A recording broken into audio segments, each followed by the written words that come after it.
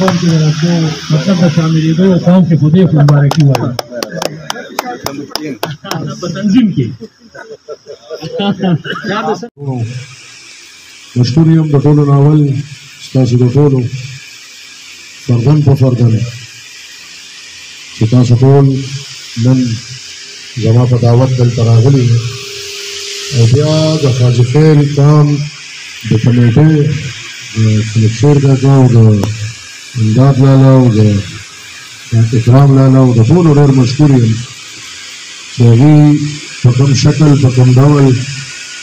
د خپل قام د یووالي د اتفاق او د پرمختګ دپاره کوشش کوي زه ګرانو وروڼو سلیم خان ما ته وویل چې اخره کې به خبره کوې خو ما ویل نه زما مشران ناست دي خبرې به انشاءالله زما مشران کوي دلته خو زه څه خبرې کوم هغه ځای نه نیسي زه په تش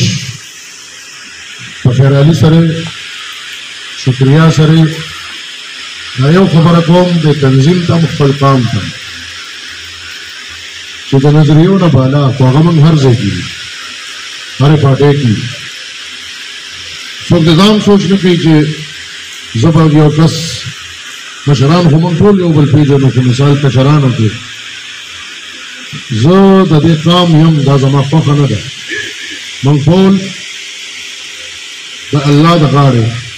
د خواجه خیل قام غړي یو او موږ په دې فخر کوو چې د هغه قام غړي یو کوم قام چې د دنیا له برصغیر له باچا خان ورکړ د هغه قام غړي یو چې د دنیا له برصغیر له غني خان علي خان د ولي خان په شان او دا تر دې دمه پورې دا زموږ مشران دلته ناست دي چې د خپل خاورې او د خپل قام خدمت په هر شکل خدمت مقامت کوي د دغه فخر دپاره او پکار دی چې دا روایت موږ جاري ساتو الیکشن پکې د بدقسمتۍ نه رابدلته کوو چېرې دا تصور هم ونه کوي چې موږ تاسو سره نه یو سړی چې د سې له جدا شي مرغۍ چې د سې له جدا شوه نو مرغۍ لاړه موږ چې تاسو نه جدا شو موږ هېڅ هم نه یو د دنیا په هر ګوټ چې ولاړ یو موږ تاسو ته ویل او د دغې خبرې سره چې انشاءالله زه ستاسو کشر یم